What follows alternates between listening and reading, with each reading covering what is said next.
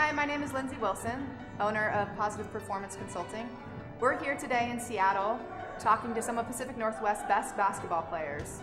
We sat down with them earlier to talk about mental toughness and the mental component to being successful. And they've played at the highest level in the world, and I think you'll enjoy listening to what they have to say. Jamal Crawford, Rainier Beach High School, University of Michigan, going on my 13th season in the NBA.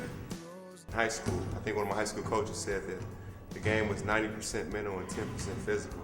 You know, at that time I didn't really understand that. I'm like, well, you gotta be big and strong and be able to run fast and jump high. But as I got older, I totally understood what he was talking about. Because if you think about it, every level you go up, guys get better and better. You know, in high school, everybody was the man on the middle school team. In college, everybody was the man on their high school team. You know, you get to the NBA, everybody was the man in college. You know, so each level it becomes, what are you going to do mentally to separate yourself? You know, the extra work, the extra film, the mental toughness, being in adverse situations and rising in those as well. So I think the mental approach is even more important than the physical.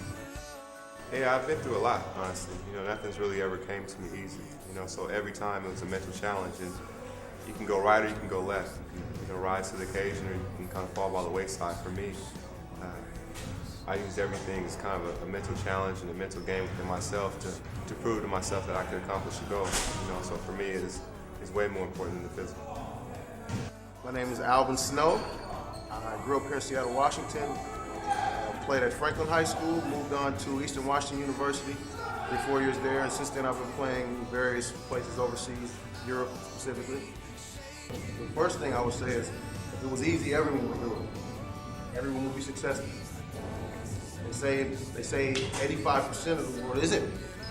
So you have to decide every single day, how bad do you really want it? And work accordingly. You have to do the little things every single day. When I was a kid, I had my first trainer, I guess you'd call him a trainer, but he was more of a life coach than me. The first lesson that he taught me that stuck with me my entire life was exponential growth.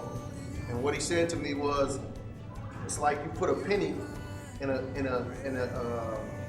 piggy bank every day, but if you double it every day over the course of a month, you have over $1 million. That just started with a penny. You do 1 penny one day, 2 pennies the next day. It's the same with your work ethic. So if you keep building, before you know it, you got it. And so that's what I was taught, and that's how I try to live my life. As you can see, elite athletes all have a mental component to their success. They all have a mental routine that they've honed over years of trial and error, trying to figure out what exactly works for them.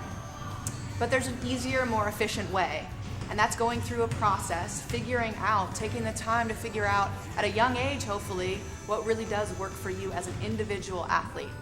And that's one of the services we provide at Positive Performance. It takes cutting-edge research, it takes experience from other athletes, and then it takes you as an individual to figure out what the right mental component is for your success.